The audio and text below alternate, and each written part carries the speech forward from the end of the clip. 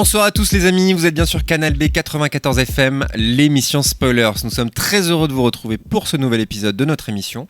Ce soir encore, nous vous parlerons de séries fantastiques et de science-fiction. Et pour ce faire, je ne serai évidemment pas seul, au contraire, puisque Briac, dans un premier temps, nous parlera d'une série d'animation japonaise, Paranoia Agent. Bonsoir Briac. Bonsoir. Tu vas bien ? Ça va très bien. Tu es prêt à nous parler d'animation, de toutes sortes de... Prêt comme jamais. Prêt comme jamais. Voilà, merci Briac. Et ensuite, ce sera à ton tour, Guillaume. Bonsoir. Tu vas bien ? Oui, très bien, très bien.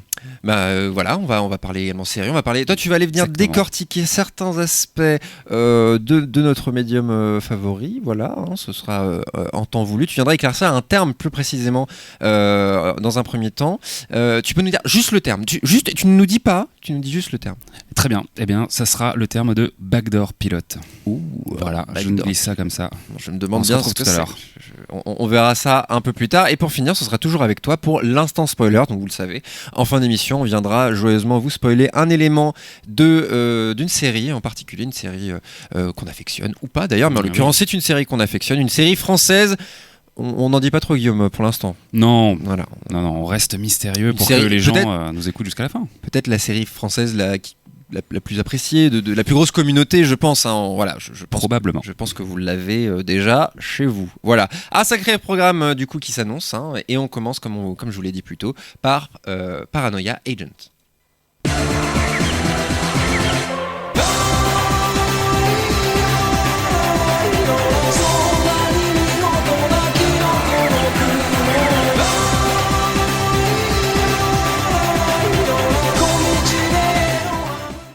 Voilà, on va pas trop le mettre parce que là j'ai déjà envie de mettre des guêtres et des costumes complètement déjantés afin de danser un petit peu sur cette musique complètement endiablée qui nous vient du Japon, si je ne dis pas de bêtises, Briac. Tout à fait, vous venez d'entendre le morceau galvanisant de Suzumu Hirasawa qui rythme le générique de Paranoia Agent. Un générique assez troublant puisqu'on voit les personnages principaux rire sur des fonds assez étranges, notamment par le moment on va voir une bombe nucléaire. Je vais vous expliquer après pourquoi ça peut être important. Alors, Paranoia Agent, c'est donc une série d'animation japonaise diffusée en 2004 sur la chaîne WOWOW. J'aime beaucoup le nom de cette chaîne. Ok. Et avant tout, il faut parler un peu de son créateur, tant la série s'inscrit en fait dans son œuvre. Et ce créateur, c'est Satoshi Kon. Satoshi Kon, il a d'abord été mangaka. Il a été remarqué assez rapidement par Katsuhiro Otomo, le créateur d'Akira. Et Otomo l'a recruté et est devenu son assistant. Il a travaillé du coup sur le scénario d'un de ses films qui s'appelle World Apartment Horror et aussi sur un segment d'un film qui s'appelle Memories qui est fait un assemblage de 3 histoires d'Otomo, qui est un excellent film si vous avez l'occasion de le voir. Et ensuite, il a également travaillé pour Mamoru Oshii, le créateur donc, des 2 premiers Ghost in the Shell. Donc Oshii et Otomo, 2 piliers d'animation japonaise, donc sacrée carrière déjà. Avant de enfin réaliser son premier long métrage, Perfect Blue, qui raconte l'histoire d'une idol. Donc les idols, c'est ces stars de J-pop, qui est harcelée par un stalker et qui va peu à peu perdre pied dans la réalité. Et malgré un budget très modeste, puisque c'était destiné à la base à la télévision, Kon impose un style visuel qui est vraiment très maîtrisé, une mise en scène au cordeau et un flow d'images marquantes. Darren Aronofsky notamment l'a repéré, puisqu'il a repris telles quelles certaines images dans son film Requiem for a Dream, donc ça vous pouvez même le voir taper sur Google, Perfect Blue Requiem for a Dream, c'est les mêmes plans, c'est vraiment les mêmes cadrages. Et le film Black Swan d'Aronofsky d'ailleurs évoque beaucoup l'histoire de Perfect Blue, mais il faut savoir qu'il avait acquis les droits de Perfect Blue, donc il n'a jamais vraiment fait de remake, mais il avait les droits sur le film. Il enchaîne ensuite avec un film qui s'appelle Millennium Actress, qui est pour beaucoup son chef-d'œuvre. Donc Millennium Actress, ça raconte l'histoire de 2 documentaristes qui vont voir une ancienne star du cinéma japonaise qui vit recluse, et en fait au fur et à mesure qu'elle raconte sa vie va se mélanger avec les films dans lesquels il a joué. C'est un très très très beau film, enfin moi en tout cas c'est un de mes films préférés de ce début de siècle, et vraiment un choc en termes de montage et de mise en scène. Encore une fois, ça on vous le conseille, et c'est sa première collaboration avec Suzumu Hirasawa, donc le compositeur que vous avez entendu tout de suite. Finalement, il fait Tokyo Godfather ensuite avec le scénariste Keiko Nobumoto, qui avait travaillé sur Cowboy Bebop et Samurai Champloo de Shinichiro Watanabe, donc 2 grands classiques des séries d'animation japonaises. C'est sans doute son film le plus classique, mais aussi son plus émouvant, et qui suit en fait 3 sans-abri qui découvrent la veille de Noël un nouveau-né. Et enfin, son dernier film, l'incroyable Paprika, sorti en 2006, qui est la source d'inspiration évidente de Inception, puisqu'il raconte également l'histoire d'une machine pour rentrer dans les rêves des gens, en tout cas partager des rêves. Et c'est très clair, même au niveau visuel, que certaines idées ont été reprises par Nolan. Ça, voilà, encore un véritable chef-d'œuvre. Et malheureusement, c'est son dernier film, car il est décédé d'un cancer foudroyant en 2010, alors qu'il était en pleine préparation d'un dernier film, qui reste donc inachevé. Alors Perfect Blue, son premier, Paprika, et la série qui nous intéresse aujourd'hui, donc Paranoia Agent, forment une sorte de triptyque consacré au Japon moderne, dont Paranoia Agent serait un peu le pilier central. On retrouve de ses œuvres précédentes son goût pour les transitions spatiales et temporelles qui vont désorienter le spectateur et qui vont accompagner le passage d'un niveau de réalité à un autre. Cette utilisation de la grammaire cinématographique pour transcrire des réalités multiples et en fait simultanées, Cohn disait que ça venait du film Abattoir 5 de George Roy Hill, qui est basé sur un roman de SF assez séminal de Kurt Vonnegut, qui avait déjà inspiré le personnage de Desmond Hume dans Lost. Pour Cohn, les films fonctionnent comme des rêves et la réciproque est vraie, et donc ces films sont toujours un peu oniriques, parlent d'illusions, de transformation, de bascule dans d'autres niveaux de réalité, mais également toujours un peu de cinéma. Et si Paranoia Agent est une œuvre qui tient debout toute seule, qui vaut vraiment le coup d'être vue même juste comme ça, elle est aussi une super porte d'entrée vers l'œuvre de son créateur, et j'espère qu'elle vous donnera envie d'en savoir plus. Alors, Paranoia Agent, de quoi ça parle ? Alors ça commence avec l'histoire de Tsukiko Sagi, une jeune femme qui vient de connaître un succès phénoménal après avoir créé le design d'un personnage qui s'appelle Maromi, qui est une sorte de Hello Kitty, une espèce de petite peluche rose. Mais Tsukiko est sous pression car elle ne parvient pas à répliquer son succès. Et un soir dans la rue, alors qu'elle est sur le point de craquer, elle est agressée par un jeune garçon étrange, un garçon qui se déplace sur des rollers dorés, on ne peut pas voir son visage, et il assomme Tsukiko à l'aide d'une batte de baseball tordue. C'est le garçon à la batte, le shonen bat en VO. Et si la police croit d'abord que Tsukiko l'a inventé, qu'il sort de son imagination, d'autres agressions vont bientôt prouver qu'il est bien réel. Et les premiers épisodes de la série vont ainsi nous montrer des personnages dans un passage particulièrement intense de leur existence, sur le point d'éclater, qui dans le moment où la pression se fait le plus intense seront agressés par le shonen bat. Conséquence étonnante, c'est que les victimes ressentent ensuite un profond sentiment d'apaisement après cette agression. Et l'intrigue commence ainsi sur ce mystère avant de s'aventurer de plus en plus dans le fantastique. C'est une série qui est clairement ancrée culturellement dans son pays d'origine et qui parle des problèmes sociétaux qui affectent le Japon du XXIe siècle. On a d'ailleurs, je vous l'ai dit, cette image très forte de l'explosion nucléaire dans le générique, comme un fantôme des bombardements d'Hiroshima et de Nagasaki. C'est comme si ces détonations étaient à l'origine d'un mal qui continue à se faire sentir, à se propager encore aujourd'hui au Japon. Néanmoins, les thèmes de la série restent universels et même pour nous, petits Français, on s'identifie parfaitement en tout cas aux souffrances de ces héros. Alors comme pour Perfect Blue, l'intérêt de la série est plus dans ses visions et dans la maîtrise du découpage que dans l'animation qui est assez sommaire, mais ça c'est parce que ça arrive souvent avec les budgets de l'animation télévisuelle au Japon. La série est en fait constituée d'idées que Cohn n'avait pas pu caser dans ses longs métrages précédents, et il a trouvé enfin un endroit pour s'exprimer, et il disait en fait ce qu'il aimait bien c'était ne pas passer 3 ans à préparer un film, là il pouvait tout de suite mettre ses idées dans les épisodes, donc ça a un peu renouvelé son imagination, et son plan c'était de faire en fait de nouveau une série après 3 autres films, comme ça il pourrait réutiliser de nouveau ses idées qu'il avait laissées de côté. Malheureusement, comme je l'ai dit, il est décédé avant. Et c'est une série qui nécessite plusieurs visionnages pour en prendre la mesure de sa complexité et de sa richesse, même si on se heurte toujours au mystère inaugural du shonen bat. Alors souvent quand on parle de Cohn, on parle de son traitement visuel, mais il faut savoir aussi que c'est un très bon narrateur. Et la série a une structure narrative que je trouve assez impressionnante, puisqu'elle parvient à se concentrer sur un nouveau personnage, souvent qu'on a aperçu en fond dans l'épisode précédent, tout en avançant l'intrigue, alors que les épisodes font seulement 25 minutes. Donc c'est quand même assez impressionnant. La série est très variée dans ses sujets, on va parler de burn-out, on va parler d'inceste, de suicide, et d'autres perspectives assez réjouissantes, mais elle réussit quand même à rester assez drôle à chaque fois. Et ces changements de sujets sont accompagnés de variations tonales et de genre, qui vont d'ailleurs rappeler un peu Twin Peaks, que je ne casse pas à chaque épisode juste pour me faire plaisir, mais si. Pour ça, mais personne aussi parce que il y a carrément une scène qui est vraiment un hommage à Twin Peaks, et il y a un personnage aussi qui fonctionne comme un personnage de Twin Peaks, c'est vraiment une référence explicite de la série. Mais ce travail sur l'épisode et les variations rappelle vraiment les séries dont je parlais tout à l'heure, Cowboy Bebop et Samurai Champloo, et comme on sait qu'il a travaillé avec son scénariste, je pense que ce n'est pas un hasard. La formule donc, de cette série ne semble jamais mécanique et monte jusqu'à une conclusion épique, avec notamment une scène où un des personnages principaux met fin à une illusion dont il était prisonnier et reprend le contrôle sur la réalité. Et rien que de vous en parler, j'ai des frissons. C'est vraiment une scène fantastique. Et c'est d'ailleurs ce à quoi nous enjoint la série, c'est-à-dire affronter nos problèmes, nos psychoses, nos manquements, détruire toute illusion de nostalgie ou la tentation de rejeter ses erreurs sur des agents extérieurs et comprendre que parfois c'est les mensonges qu'on se dit à soi-même qui sont responsables de nos malheurs. Voilà, et c'est disponible très facilement en DVD ou en Blu-ray, avec des bonnes versions françaises. Mais tu conseilles les versions. Ah oui, bien sûr. Quand je dis version française, je voulais dire plutôt les éditions françaises sont de qualité. Le doublage français, je ne saurais pas vous dire. Très bien, merci Briac pour cette petite chronique. Guillaume ? Oui, pour rebondir du coup sur, puis continuer un petit peu l'échange sur la chronique de Briac, déjà merci.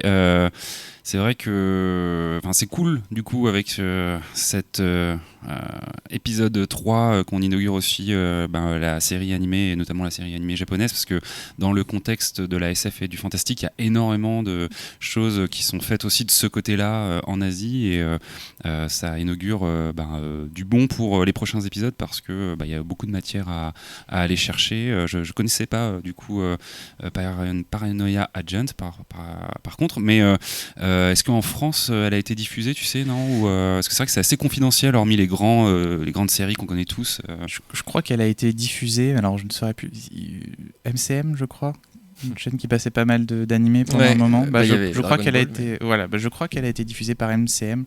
Je sais pas si elle a été, elle n'a pas eu forcément une grosse diffusion en France en tout cas. Est-ce que tu penses que c'est une série qui est abordable quand on a justement pas du tout quand on connaît pas du tout cet univers-là, parce que c'est pas, moi j'ai pas vu la série, mais j'ai vu le générique notamment, et c'est les codes de l'animation japonaise. Est-ce que tu le conseillerais, ou est-ce que tu conseilles, en gros, je vais au bout de ma question, est-ce que tu conseillerais de commencer par du film, par exemple, qui est peut-être plus condensé et plus abordable, ou direct la série? Avec Satoshi Kon, alors je sais pas, parce qu'en fait lui, ce qui est particulier, ce qu'il expliquait, c'est qu'il était plus inspiré par le cinéma occidental que le cinéma japonais, donc c'était ses références, c'est vraiment plus... Ce qui est le cas de beaucoup au final, de réalisateurs. Tout à fait, mais du coup son style finalement évoque plus certains films justement dans le style de David Lynch ou ce genre de réalisateur, que nécessairement de l'animation japonaise, on va dire plutôt plus classique. Après oui, voilà, moi je pense que Paranoia Agent c'est une bonne porte d'entrée, mais sinon par exemple on peut tout à fait commencer avec Tokyo Godfathers, comme je disais, qui est son film sûrement le plus normal, c'est celui où il y a le moins de délire, de travail sur les réalités qui changent, etc. Donc ça peut être une bonne façon de commencer un petit peu dans son univers. Mais en même temps, le délire, comme tu dis, c'est un petit peu ce qu'on cherche, je pense. C'est ça. Alors après, voilà, le test, c'est vraiment, vous mettez Paprika. Si vous avez aimé Paprika, vous allez aimer tout ce qu'il a fait, quoi. Qui est déjà, vous voyez Paprika pour votre culture, mais voilà, qui me confirme. Mais effectivement, si on veut creuser un peu, parce qu'on parle moins des classiques séries en fait du Japon, ou alors les trucs comme Dragon Ball, comme on disait, les classiques de chez classiques, mais il y a des trucs un peu moins connus. Donc merci à Briac. Et t'en as d'autres peut-être en tête à nous conseiller? J'en ai d'autres, mais je pense que j'en parlerai dans d'autres émissions. Il en garde dans sa besace. Très bien. Écoute, Guillaume, tu as une réaction sur cette chronique? Non, comme je disais, du coup, je trouve ça super intéressant. Moi, ce qui m'a marqué dans l'animation japonaise de ces dernières années, et qui est, on va dire, à mi-chemin entre ce que propose Briac, qui est un peu plus confidentiel, et puis, comme tu le disais, les grands ténors que sont Dragon Ball, Naruto, Co. C'est du coup Full Metal Alchemist, qui a été reproduite en de deux manières différentes, une première fois, et puis une deuxième fois d'une manière un peu, on va dire, director's cut, ou en tout cas un petit peu différente, un peu raccourcie. Et moi j'avais adoré du coup Full Metal Alchemist, et je pense qu'on en parlera éventuellement la série animée, la série animée, oui, pas le film live. Moi ça m'attirait pas mal. Moi je suis pas du tout consommateur de séries animées, déjà de base, japonaises ou pas, Full Metal Alchemist, FMA pour les intimes, avait pour le coup ce côté pas délire dont tu parlais, tu vois, c'est pas, enfin en tout cas de l'image que j'en ai, j'ai trouvé ça, c'était très sombre de ce que je voyais, assez dur, parce que c'est deux frères, c'est ça l'histoire. Oui. Et ça m'attirait un peu plus, donc déjà complètement dans notre thème dans le thème de l'émission Spoilers. Donc je pense que tu nous en parleras tôt ou tard. Avec plaisir. Je pense que moi ou quelqu'un d'autre en parlera, parce que il y a pas mal de, il y a vraiment un contexte de la série qui est cool, et puis des personnages en effet qui sont attachants. Il y a un vrai ton assez adulte, et des thèmes qui sont développés qui sont super intéressants. Et puis c'est une série qui est fun aussi, quoi. Donc elle se suit très bien. Et pour finir, Briac, pour revenir sur Paranoia Agent, est-ce que justement d'avoir vu, parce que Satoshi Kon, c'est ça, qui a une carrière assez courte malheureusement, comme tu nous l'as dit, mais fructueuse du peu de temps qu'il a eu, est-ce que justement tu vois des grosses disparités en fonction du médium, justement, parce qu'il a fait des classiques, donc déjà il a fait Paprika, etc. Est-ce que justement le côté série se ressent dans la narration, dans tout ça? Est-ce que Parce que souvent les séries télé ont cette image juste on a plus de temps, donc c'est vrai, c'est évidemment concret. Mais est-ce que tu penses que justement, est-ce que tu as vu toi d'énormes disparités entre ces films et la série? Alors que l'univers reste le même, les influences restent les mêmes, et est-ce que la série change quelque chose dans certains aspects? Pas forcément, si ce n'est que d'une certaine manière, il a encore plus de liberté, parce que comme je vous disais, vraiment chaque épisode va aller dans des styles complètement différents, alors que au sein d'un même film, même si c'est quand même quelqu'un qui aime bien jouer sur les passages à différents niveaux, le temps qui est bousculé, etc., on reste quand même dans un univers un peu précis. Alors que là, dans la série, on va voir, sans vous spoiler, on a même un épisode qui est à l'intérieur d'un jeu de rôle. On va voir comment est fabriqué un animé, etc. Et ça va être la base de plusieurs univers. Voilà, c'est ça, vraiment complètement différent d'un épisode à l'autre. Donc, je dirais que oui, c'est peut-être cette liberté-là qu'il n'avait pas forcément quand il réalisait des longs métrages, là, avec ces segments de 25 minutes qui lui permettent de s'exprimer différemment. Comme je l'expliquais, c'était vraiment ça, en fait. Il avait des idées qu'il voulait utiliser, mais il ne savait pas comment les caser dans ses films. Et si je vais construire quelque chose autour de ça pour pouvoir enfin leur donner la place et les laisser s'exprimer correctement. D'accord, très bien. Eh ben merci Briac. On va passer à la suite. Guillaume? Oui, tout à fait. Est-ce que tu serais pas un petit fan de Top Loader? Eh ben, en tout cas, on va vous proposer pour effectivement cette première interlude musicale un morceau issu d'une série SF Fantastique. Waouh, incroyable. Un titre donc issu de la série The Umbrella Academy, dont la saison 1 est sortie sur Netflix en février de l'année dernière, février 2019, et dont la saison 2 est attendue pour cette année. Il n'y a pas encore de date particulière. Ça va arriver, je pense. Ouais. C'est l'adaptation d'un comics indépendant américain qui est écrit par Gerard Way, en bon français, ou Gerard Way, je ne sais pas, qui est par ailleurs leader du groupe My Chemical Romance.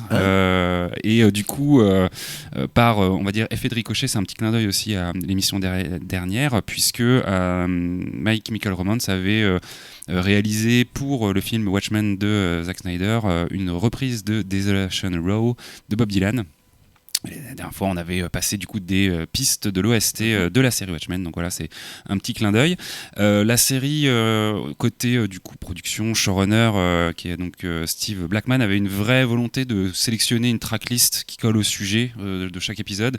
Mais j'ai envie de dire, ça c'est un peu comme on peut le voir aussi beaucoup maintenant. Oui, ça se fait de plus en plus. Exactement, mais a priori, voilà, quand la série a été créée, les épisodes ont été écrits, il y avait vraiment en marge des scénarios tel ou tel morceau, ils avaient en tête pour telle ou telle scène, donc il y avait vraiment une vraie cohérence dans les interviews.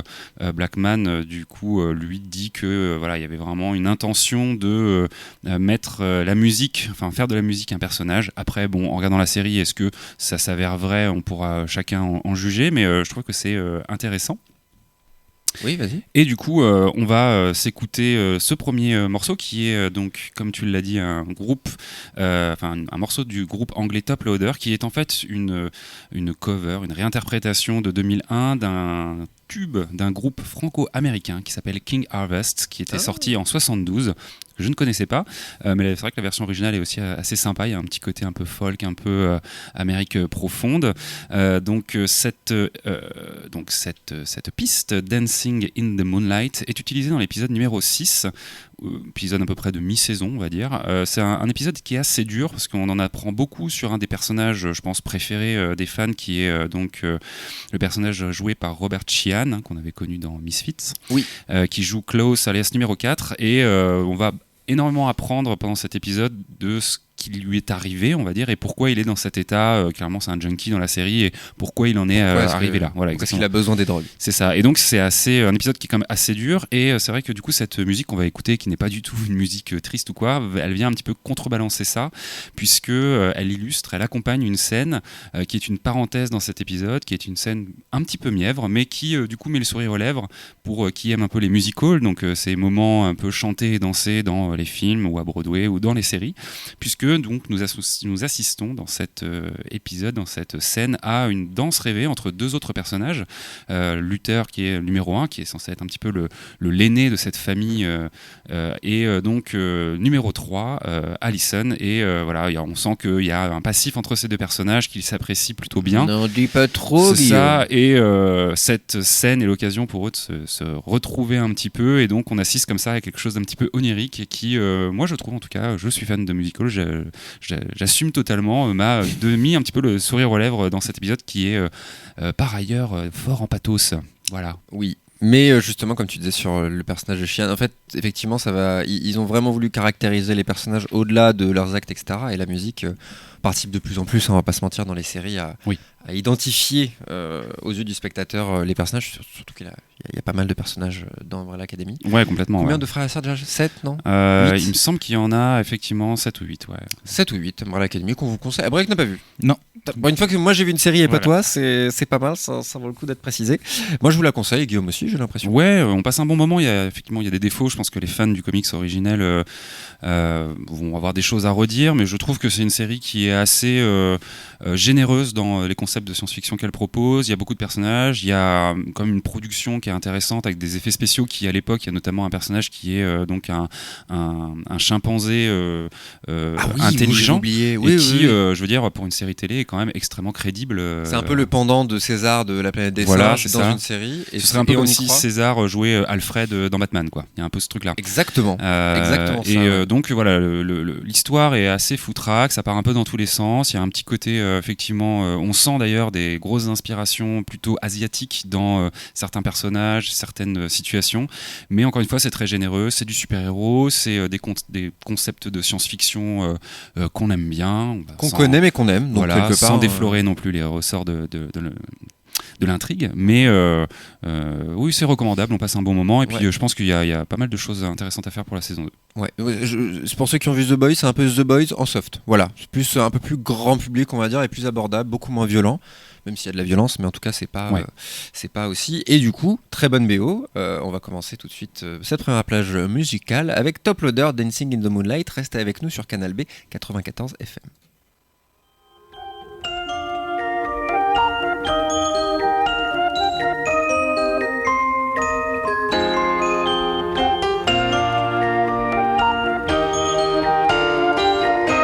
We get it almost every night when that moon is big and bright. It's a supernatural delight.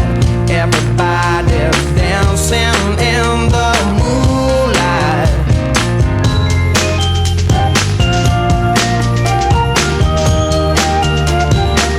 Everybody here is out of sight. They don't bark and they don't bite. They keep their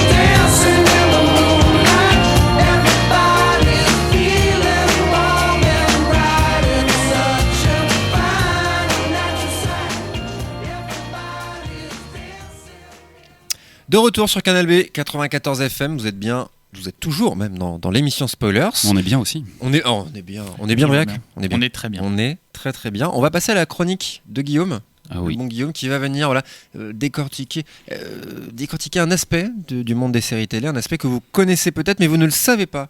Vous ne savez pas en tout cas que ça s'appelle un backdoor pilot. Exactement. J'ai envie de commencer par une simple question auquel vous aurez très facilement la réponse. Un pilote, c'est quoi ? Alors, j'ai envie de faire plein de blagues sur le pilote d'avion, voilà, y a-t-il un pilote, tout ça, mais je vais laisser Briac répondre à cette question. Puis un pilote, c'est le premier épisode qui est réalisé pour une série, en général pour le vendre à la chaîne.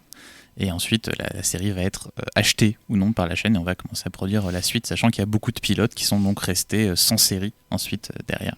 Exactement, un pilote, c'est le premier épisode d'une série. Ça, je pense que tout le monde l'a chez vous, ici dans le studio. Et c'est aussi quelqu'un qui conduit des avions, voilà, ou des voitures d'ailleurs. Il arrive parfois dans la vie d'une série que pour capitaliser, comprendre, faire de l'argent, sur un univers riche ou, si on est moins cynique que moi, que pour mieux gérer le développement d'une intrigue parallèle, d'un personnage, voire même d'un groupe de personnages, les créateurs organisent un petit épisode spécial au sein de l'intrigue principale de la série. Alors c'est un épisode qui peut, d'ailleurs, si les audiences sont bonnes, aboutir à une série dérivée avec ses propres personnages, ses propres intrigues. Ce type d'épisode spécial, on appelle ça un backdoor pilote, littéralement le pilote de la porte dérobée ou de la porte de derrière.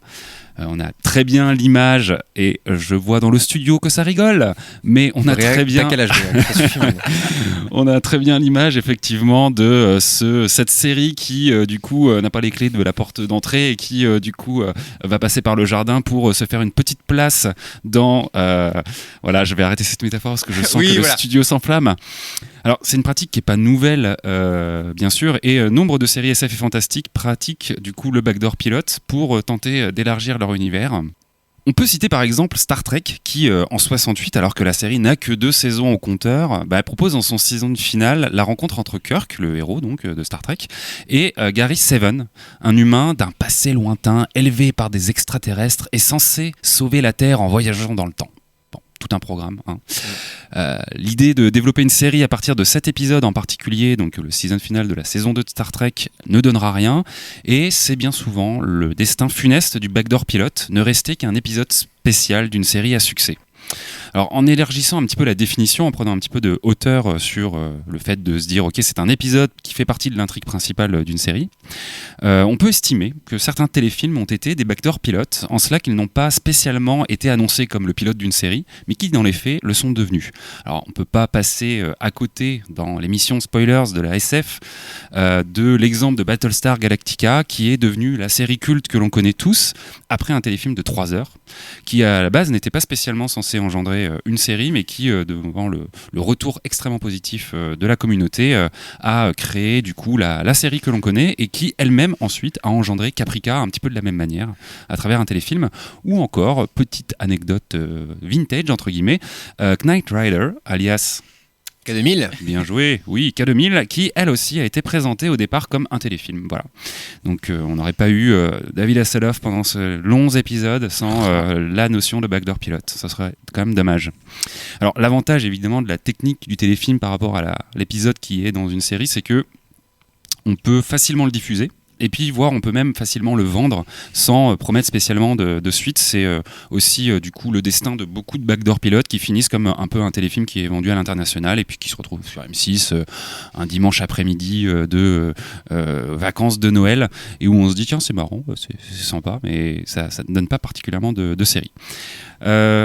Pour finir un petit peu cette chronique et donc ce décryptage du backdoor pilote, comment ne pas citer la chaîne CW, qui est donc une chaîne qui aujourd'hui est assez connue, on va dire, et qui produit beaucoup de teen drama, donc ces séries qui sont plutôt à destination des adolescents, qui mettent plutôt en avant des adolescents dans leurs histoires, qui après avoir tenté quand même à 2 reprises le pilote dérobé dans du coup la saison 9 de Supernatural, pardon, j'ai bugué.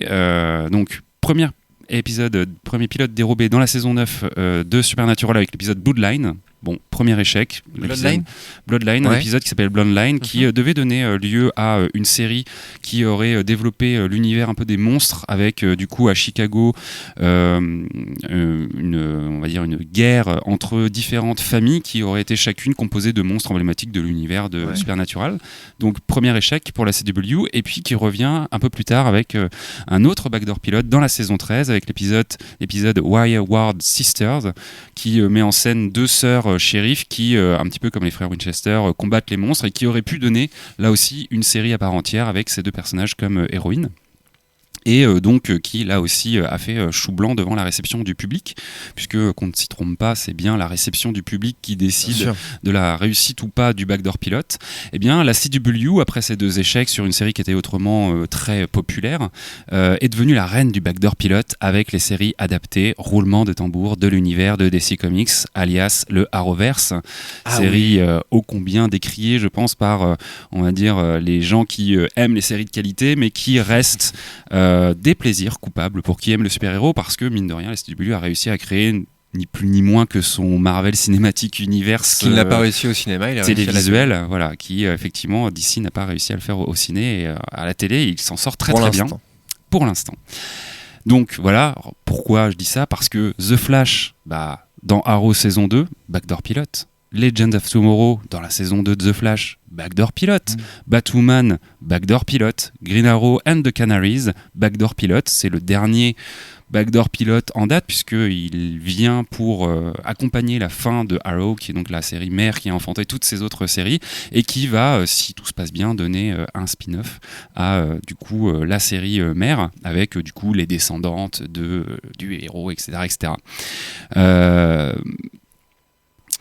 Donc la CW, championne du backdoor pilote, qui a réussi à industrialiser quelque part le fait de créer des spin-offs, et puis du coup c'est un petit peu le terme aussi qu'on va très légèrement aborder dans cette chronique là, mais donc s'il y a un backdoor pilote et que les audiences sont bonnes, ça va donner la série dérivée qui est donc le spin-off, et c'est clairement aussi pour la chaîne une manière très safe de produire d'autres séries, de garnir sa grille de programme avec un univers qui est apprécié par les fans et qui va lui assurer un minimum de réussite et d'audience par la suite. Finalement, on retrouve un petit peu dans l'univers de la série, et le backdoor pilote, on pourrait presque en faire la comparaison avec là encore des films de super-héros au cinéma, et c'est un peu le contexte, enfin le concept de franchise qui est aussi alimenté par tout ça. On pense par exemple à l'intégration, l'apparition de Spider-Man dans le film Captain America Civil War. Est-ce que quelque part on pourrait pas se dire que l'apparition de ce personnage était une sorte de scène backdoor pilote au futur du personnage dans le Marvel Cinematic Universe? Mais je vais peut-être un petit peu trop loin. Alors là où je suis pas tout à fait d'accord, parce que ça c'est en contradiction avec le principe par rapport aux séries, parce que c'était déjà signé. Il y allait avoir un film Spider-Man. C'est vrai. Et toi, il y a vraiment cet aspect enjeu. Est-ce que comment les gens vont réagir, etc. Est-ce que les audiences vont être bonnes? Donc Spider-Man, il n'y avait pas de suspense, quoi. Mais l'idée est la même. L'idée est la même, en tout cas. Je te rejoins là-dessus. En tout cas, maintenant, vous savez a priori ce qu'est un backdoor pilote. C'est une manière astucieuse et parfois, quand même, il faut se le dire, mercantile d'élargir l'univers d'une série. Et qui sait, peut-être maintenant, vous verrez d'un autre œil cet épisode un petit peu chelou où, le temps d'une intrigue, un nouveau personnage vient voler la vedette au héros de votre série préférée. Merci Guillaume. Alors moi ça m'a inspiré beaucoup de choses cette chronique que je découvre en même temps que vous, chers auditeurs, sur Canal B toujours. Ça m'inspire beaucoup de choses. Et l'aspect mercantile m'apparaît important parce qu'en fait c'est très malin de la part des producteurs, parce que déjà ça fait un pilote gratuit entre guillemets, dans le sens où c'est de toute façon, comme tu l'as dit, un épisode d'une saison. Donc de toute façon cet épisode existera et il développe la série de toute façon. Donc ça ne demande pas plus d'argent. Tu m'arrêtes si je me trompe. Non, c'est ça. Au lieu d'aller financer un pilote à partir de rien, on se dit de toute façon on doit faire un épisode, autant voir si ce qu'on peut faire avec cet univers-là. Ouais. C'est ça. Et en plus, donc surtout tu donnais l'exemple du Arrowverse, ça crée un événement en fait, puisque les spectateurs ne savent pas que c'est un backdoor pilot. Et en plus, donc par exemple, j'ai pas regardé ces séries-là, donc je sais pas, mais Arrow, il y a, je sais pas, donne-moi un exemple, Flash. La semaine prochaine, il y a Flash dans l'épisode. Waouh, incroyable. Donc les gens, fan service, les gens ont un guest incroyable. Si ça marche pas, Flash il repart dans son univers, on le revoit plus. Si ça marche, il y a cette série. Enfin, je trouve ça hyper malin en fait de la part des producteurs, quoi. En fait, il y a eu vraiment notamment dans le sujet qui nous intéresse, qui est la série SF Fantastique, souvent du coup c'est des univers qui grossissent, beaucoup de personnages qui arrivent, des univers qui grossissent, des intrigues qui se multiplient. Jusqu'à présent, on avait l'habitude de voir des séries dérivées, mais on va dire soit ça marchait pas, mais en tout cas les studios permettaient la création de cette série sans test au préalable, hormis peut-être le pilote classique. Et là, c'est vrai que quelque part, comme tu le disais, il y a vraiment une question de réduction des coûts aussi. C'est-à-dire qu'on a les acteurs qui sont déjà sous contrat, on a les décors, on a éventuellement des débuts d'intrigues qui sont lancés.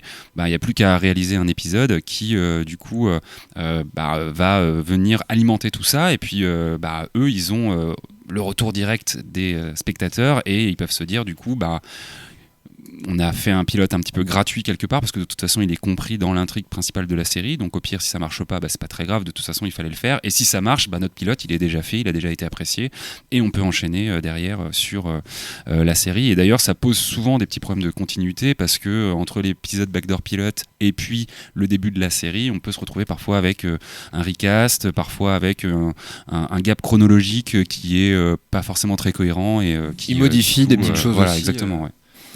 C'est marrant qu'on parle de Backdoor Pilot parce que je me disais, on a aussi de l'inverse, mais je trouve pas d'autres exemples qu'avec Millennium. Vous vous rappelez un Backdoor Final, Finally, on en avait déjà parlé quand on parlait de Millennium, que Millennium a été annulé au bout de sa 3e saison et que le personnage de Frank Black revient dans X-Files plusieurs saisons après et on finit son histoire dans X-Files.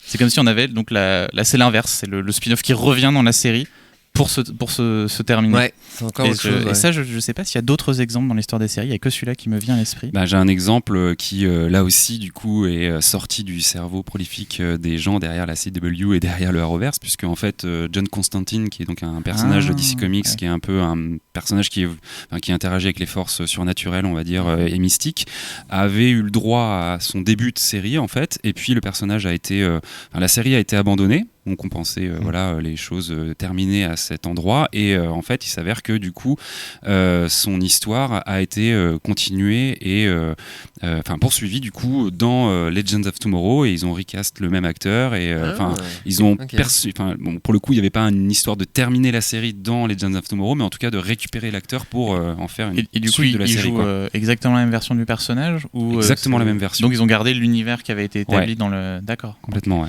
Moi ça me pensait aussi au Punisher de Daredevil, c'est un peu... Non ? Ou c'est juste un spin-off, tu penses ? Alors il n'y a pas de... On reparlera des spin-offs juste après, mais dans l'idée, je sais pas si il n'y a pas vraiment de notion de dire, en effet, il y a un épisode. Là, on est vraiment sur le fait de se dire, il y a un épisode qui est vraiment... accepté comme étant un pilote, un démarrage de quelque chose. Là c'est concret quoi. Là par contre les producteurs savent que cet épisode là, ce soir là, ils vont faire gaffe. C'est ça. Mais par contre effectivement The Punisher dans Daredevil est quand même un bon exemple dans le sens où je pense qu'ils ont pu tester la popularité du personnage dans la saison de Daredevil et de l'acteur et ils se sont dit ok ça marche, on fait une série. Et alors moi j'ai pas regardé ces séries là, mais j'ai eu le sentiment qu'ils étaient un peu surpris aussi du succès de Punisher. Je suis pas certain que Netflix avait dans l'idée d'en faire un spin-off direct de Daredevil. Mais c'est une bonne question. Pour revenir aussi, c'est intéressant ce que tu dis parce que je m'étais pas fait la réflexion. Quand tu regardes une série qui a un épisode un peu chelou, tu dis mais c'est bizarre, pourquoi ces personnages-là ? Moi j'ai 2 trucs qui me viennent. Un c'est dans Lost, et peut-être que Briac tu en sauras plus que moi. On avait déjà parlé de cet épisode-là. C'est un épisode qui m'a vraiment marqué et j'ai l'impression que ça n'a marqué personne. Parce que je ne sais plus la saison, mais c'est Rodrigo Santoro, je crois, un truc comme ça, qui joue ces 2 amants. Enfin, pas 2 amoureux, qui leur arrive des trucs. Exposé. Oui, ils sont au début, ils jouent dans une série. Ouais, c'est ça. Si, il est connu, mais il est connu que souvent les gens considèrent que c'est l'un des pires épisodes de la série. Moi, j'ai beaucoup aimé. Non, moi je trouve qu'il est intéressant aussi. Il y a des choses. Et ça fait un peu Backdoor Pilot, tu trouves pas ? Parce qu'en plus, l'épisode fini, je vous spoil pas, mais l'épisode fini, il y a marqué. Bon, ça va être un spoil, j'avoue. C'est l'épisode fini, ils disent. Je crois que c'est écrit à l'écran, il y a une phrase qui est dite, c'est ce qui est enterré dans le sable reviendra, ou un truc comme ça. Donc vraiment teasing quoi, vraiment. Tu l'as la phrase mieux ou pas ? Non, mais ce qui est enterré ne saurait ressortir, un truc comme ça. Ce qui fait vraiment teasing, on s'attend. Et j'ai attendu moi tout le reste de la série, tu vois que. En fait, c'est un anti-Backdoor Pilot parce qu'il s'est passé en gros, c'est que quand ils ont commencé la saison 3, Ils ont voulu rajouter des personnages parce qu'on leur disait toujours dans Lost, ouais, mais il y a 36 000 naufragés et on voit toujours les mêmes. Donc ils ont rajouté Nikki et Paolo qui sont arrivés d'un coup, genre on ne les connaissait pas, puis d'un coup ils font oh voilà Nikki et Paolo, et les gens étaient énervés quoi, parce que mais non, mais c'est qu'on rajoute des personnages comme ça, ils sont débiles et tout. Donc finalement, ce qui s'est passé, c'est que vu la réaction du public, les showrunners ont décidé de les tuer. Donc en fait, c'est un épisode qui est créé juste pour les tuer. Donc c'est vraiment pour c'est genre vous ne verrez plus Nikki et Paolo, voilà, on les zigouille. C'est presque l'inverse en fait. C'est marrant parce que du coup moi je l'ai vraiment pris comme l'inverse de ça. Et l'autre c'est alors je ne sais peut-être pas Backdoor Pilot, mais est-ce que ça annonce tout simplement un spin-off? C'est Arya à la fin de Game of Thrones. Enfin vraiment c'est un teasing quoi. Est-ce que alors c'est pas Pilot à proprement parler, c'est pas un pilote en soi, mais c'est quand même un pan entier du tout dernier épisode qui annonce quelque part un spin-off quoi. C'est une ouverture quoi, ouais, on voit qu'on pourra continuer son histoire. Après je trouve que ça fait assez sens pour le personnage d'Arya de toute façon. Moi autant les spin-off Game of Thrones je sais pas ce que vous en pensez, moi ça ne m'intéresse pas, mais l'origine je crois c'est quoi des Targaryens, un truc comme ça. Ouais, c'est ça m'intéresse pas. Autant un spin-off avec Arya qui va en Essos, moi ça me voilà, je peux pas vous décrire le geste que je fais. Mais il est sale en tout cas. Voilà. Non, mais pas tant que ça. Je suis en train de me réaliser. Ce n'est non, pas. Mais effectivement, oui, ça pourrait. Après, il y a vraiment un teasing, quoi. Voilà, ça pourrait être la première scène d'un Backdoor Pilot si on voulait vraiment rapprocher la notion de ça. Un autre terme plus précis. C'est un truc qui annonce, tu vois, le spin-off. Voilà. Bon, vous qui nous écoutez, si la CW nous écoute ou tous les producteurs nous écoutent, trouvez un mot parce que c'est un peu relou quand on en parle. Et on en parlera dans Spoilers, bien sûr. Voilà, venez nous en parler. Et puis on le décryptera. Nous, ça nous intéresse. Nous, il n'y a pas de mal. Hein. Il y a toujours de la place pour ceux qui viendront parler dans l'émission. Porte est ouverte. On va écouter un second morceau. Encore une fois, c'est toi qui l'as choisi, Guillaume. Oui, tout à fait. Il s'agit de Bay City Rollers. Oui, alors du coup, nouveau morceau, nouvel interlude musical extrait de la série The Umbrella Academy. Pas grand chose à dire sur ce morceau cette fois. Il est extrait de l'épisode 10, donc qui est le season final. Qui du coup là accompagne une scène d'action plutôt sympathique mais assez expédiée qui marque un peu la réunion des personnages avant le combat final, puisque série de super-héros oblige, nous avons bien évidemment un espèce de combat Avengers-like contre l'ennemi principal, on va dire. Et il y a donc, exactement la même scène dans Avengers en plus. Ouais, se passe exactement la même chose. Il y a quelque chose de très similaire à ça, et donc là on est sur effectivement encore une fois ce côté un petit peu décalé de la scène d'action relativement violente, puisque Umbrella Academy ne s'empêche pas, on va dire, une certaine violence graphique, mais qui, du coup, par le biais du fait déjà du décor qui est un bowling et de cette petite musique, en fait un moment assez ludique et assez amusant. Donc voilà, j'espère que vous passerez un bon moment avec, en effet, Bay City Rollers et Saturday Night. C'est parfait. On se retrouve tout de suite après, vous êtes toujours dans Spoilers. À tout de suite.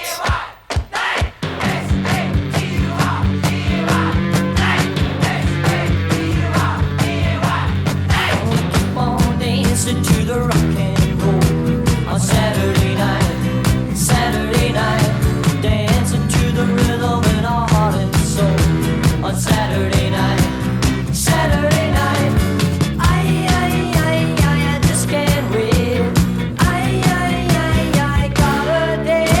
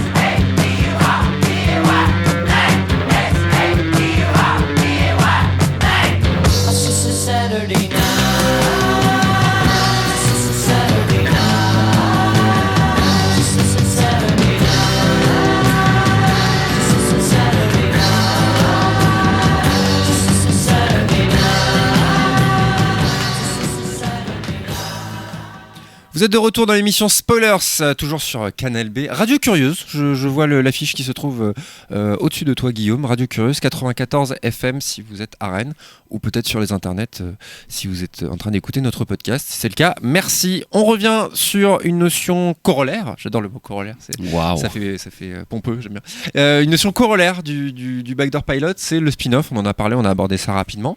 Je vous propose qu'on se recentre un peu plus sur le spoiler, justement, sur le spin-off, pardon. Voilà, le spin-off, Guillaume, est-ce que c'est un aspect important d'une série ? Qu'est-ce que t'en penses du spin-off ? Est-ce qu'il y a des spin-offs qui qu'est-ce sont qu'on en marqués ? pense Est-ce que t'as des spin-offs que tu préfères à la série originale, etc. Ouais, effectivement, on peut se poser toutes ces questions-là pour replacer très très rapidement le contexte. Le spin-off, on l'a déjà dit juste avant, mais c'est donc cette série qui est dérivée d'une série originale en reprenant parfois certains personnages ou parfois juste un univers. Et qui donc permet effectivement parfois de jouer sur certains codes, de développer d'une manière un petit peu différente les choses et de faire vivre comme ça un groupe de personnages, une intrigue, un univers, encore une fois. Pour répondre à ta question et pour faire un petit peu le lien avec ce qu'on disait précédemment, même si maintenant, je l'avoue, j'ai arrêté un petit peu comme un addict se repent de son addiction, j'ai arrêté les séries du Arrowverse. Mais à l'époque, j'avais trouvé. Ah, donc tu as regardé, tu l'as pas précisé tout à l'heure. Tout à fait. Et d'ailleurs, on est à la radio, donc j'en profite pour passer une spéciale dédicace, puisque ça se fait à péremptoire. Mon gars sûr du Arrowverse et podcasteur émérite de Rennes. Qui est fan et avec qui on doit depuis maintenant un bon bout de temps réaliser un petit podcast autour du Arrowverse en bon plaisir coupable qu'il est. Un podcast sur le Arrowverse ? Ah oui, intégralement. Aïe. Tellement de choses qui viennent de se briser. On pourra peut-être un jour l'inviter d'ailleurs pour en parler. Ah bah avec plaisir, Pépé, qu'on remercie parce que c'est un peu grâce à lui Tout à qu'on a fait. commencé cette Exactement, émission, donc merci. Par contre, voilà, Pépé, si tu nous écoutes, je suis complètement déçu. Moi qui ai adoré toutes tes VHS, une des rares personnes qui a des VHS dans notre belle ville de Rennes, Ouais, c'est vrai. lui, et des bien belles VHS. Malheureusement, Arrowverse. Arrowverse, non. Mais en tout cas, voilà, à l'époque, effectivement, quand Flash avait été donc extrait de Arrow pour devenir sa propre série, mais en fait, j'avais trouvé ça carrément plus cool que Arrow parce qu'il y avait un aspect beaucoup plus léger, beaucoup plus comique. Puis il y avait Flash est plus cool déjà. Voilà, de base, de toute façon, le personnage a ça dans son ADN, mais en plus, il y avait une dimension vachement plus SF puisque Flash, il va vite, il va tellement vite qu'en fait, il peut voyager dans le temps. Et moi, c'est un peu mon petit kink, comme pas mal de gens dans ce milieu de la SF et du fantastique, mais c'est vrai que du coup ça a créé plein de choses qui étaient cool et j'avais beaucoup aimé du coup The Flash, même si au même titre que toutes les autres je les ai lâchés, mais en tout cas je pense bien malgré moi de manière assez immédiate à ce spin-off qui m'a marqué. Et est-ce que c'est l'abondance de spin-off qui tu penses à jouer sur ton abandon du Arrowverse, ou est-ce que Ah non, c'est que c'est nul. c'est que c'est nul? Ah ok. Et je sais qu'ils ont fait une récemment, je sais pas s'ils avaient fait avant, mais ils ont fait des espèces de mini-séries qui réunissaient tout le monde. T'en as vu ça ou pas? Ils ont créé à partir d'un certain moment, une fois qu'ils avaient justement une famille de séries, des crossovers tous les ans pour créer l'événement. J'avais commencé à regarder les premiers, effectivement. Très honnêtement, ça reste du plaisir coupable parce que d'un point de vue écriture, c'est vraiment très très mauvais. Et puis, disons que ça, je suis vraiment désolé parce que ça va faire très médisant de dire ça, mais il y a vraiment un côté cheap en fait. C'est vraiment la sous-version, on va dire, de ce qu'on pourrait attendre d'un développement d'un univers super-héroïque, aussi bien en termes d'écriture qu'en termes de décors, d'effets spéciaux. Malheureusement, la blague entre guillemets autour des crossovers et des scènes de combat et d'action, notamment du Arrowverse, c'est souvent que ça se passe sur un parking vide ou dans une carrière, tu vois, vraiment ce truc très typique des séries de, à un moment donné, on a eu besoin d'un décor un peu vaste, on est venu dans une carrière, quoi. Donc c'est moins cher aussi de faire ça. Donc, exactement, voilà, ça reste des séries qui sont pas en termes de budget incroyables, quoi. Donc oui, ça reste sympathique et j'en ai regardé quelques-uns, notamment le dernier en date qui du coup a repris là par contre, on s'éloigne un petit peu du sujet, mais un grand arc scénaristique des comics qui était Crisis on Infinite Earth, qui était vraiment cette idée d'univers parallèle qui du coup là ont ramené tous les personnages jusqu'à même faire venir des personnages de films dans l'univers de Arrow. Donc bref, il y a de l'ambition, il y a de l'amour, il y a de la passion pour le matériau d'origine. Malheureusement, on va dire qu'en termes d'objets sériels, ça suit pas spécialement. Ça suit pas spécialement, quoi. Voilà. Ouais, d'accord. Briac, toi, un spin-off qui t'a marqué? Eh ben, moi, tout simplement, c'est Angel du Buffyverse, parce Ouais. que c'est... On l'attendait. C'est ça, alors souvent il y a des gens qui n'ont pas vu Angel, qui ont simplement vu Buffy et qui ont un petit peu d'appréhension avant de regarder Angel, alors que c'est vraiment une très très très très grande série qui prolonge parfaitement les thèmes de Buffy et qui la nourrit, et c'est vraiment fantastique. En particulier la toute dernière saison 5 d'Angel, qui est peut-être la plus inventive, et moi personnellement c'est ma saison préférée du Buffyverse. Donc de tout Buffy, de tout Angel, cette 5e saison, elle est absolument incroyable. Et la fin d'Angel est aussi également magnifique. Donc ça, ouais, c'est une Que tu m'as spoilé du coup aussi de par le fait. Oui, mais ça, je le fais tout le temps de toute façon. Voilà. Tout Non mais Ça va être un motif récurrent. je pense. non mais alors là non, je t'ai autorisé. Voilà. Ouais, C'est, je me souvenais plus tard, spoil Angel. Non, tu m'as raconté la fin finalement, mais La fin, oui. Non, mais de ce que tu m'as raconté, c'était intéressant. Non, mais pour revenir sur le parallèle entre les deux, moi je me souviens de mes cours de fac, monsieur Massuet, si vous nous écoutez, merci encore pour tout le savoir que nous avez dispensé, notamment le parallèle que vous nous aviez expliqué en art du spectacle sur ces deux séries, qui sont liés même dans des scènes. Il m'avait raconté, alors je te redis ça, mais ça date un petit peu déjà. Il passe un coup de téléphone d'un côté de la série et ils répondent Oui. de l'autre. C'est Angel et Buffy d'ailleurs qui se parlent à ce moment-là. Ouais, enfin, il y a des Et passages. j'avais trouvé ça Hmm. trop bien, quoi. Et même des épisodes. Non, excuse-moi, un autre me revient.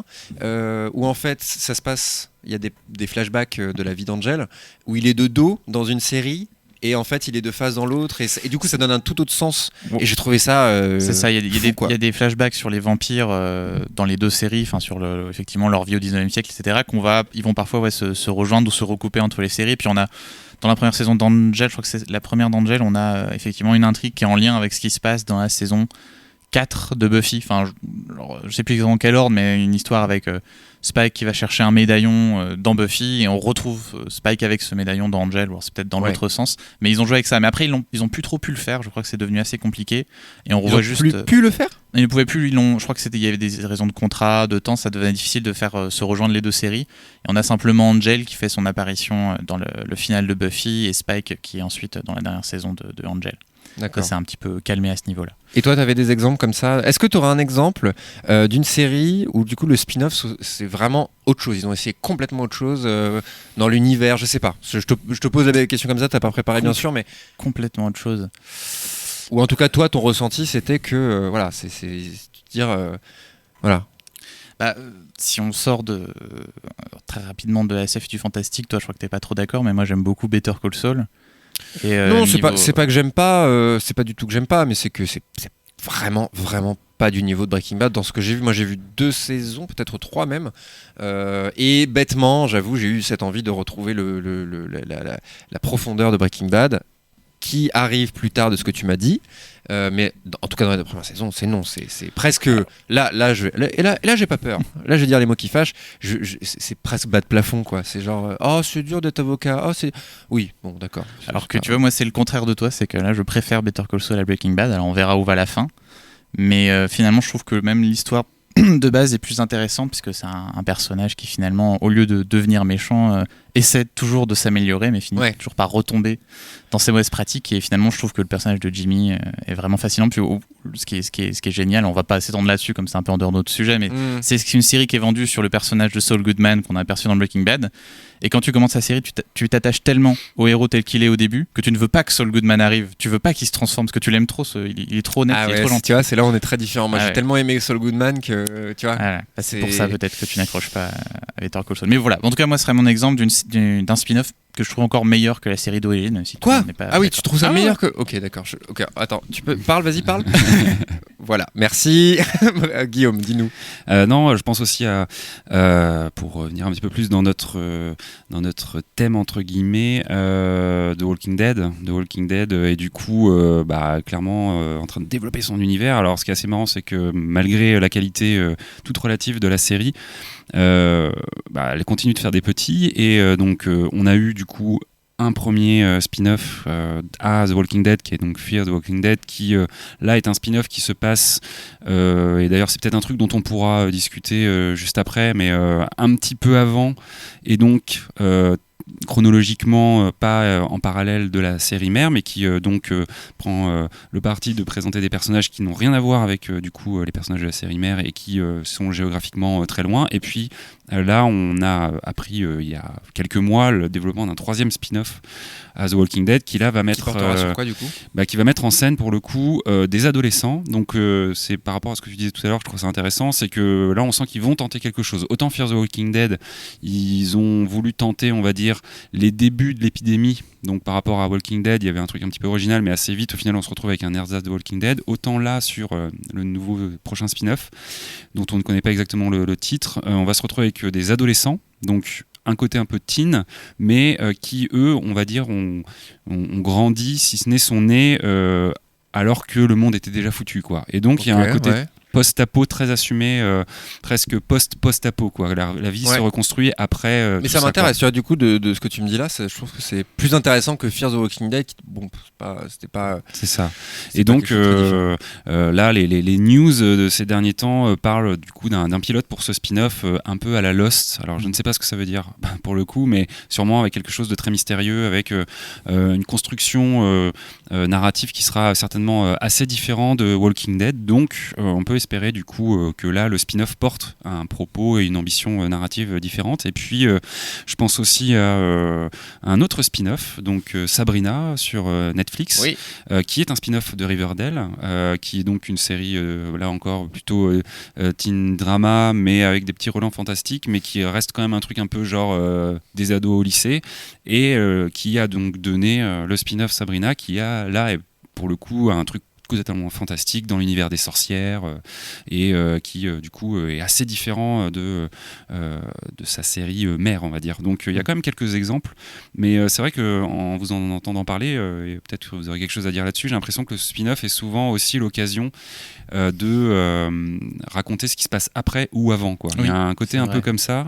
En parallèle, c'est assez rare. Par Angel, effectivement, souvent c'est un autre moment dans le temps. C'est le cas, par exemple, on parlait de Battlestar avec Caprica. Voilà, qui raconte vraiment l'origine de cet univers-là, qui était aussi un bon spin-off. J'aime bien Caprica. Blue and Chrome, qui était un spin-off web série sur l'enfance les premières années militaires d'Adama. J'ai pas vu non plus, mais c'était pareil, un préquel, du coup, un spin-off qui se passait avant la série originale, quoi. Donc c'est vrai qu'il y a aussi cette dimension de raconter l'histoire à un autre moment.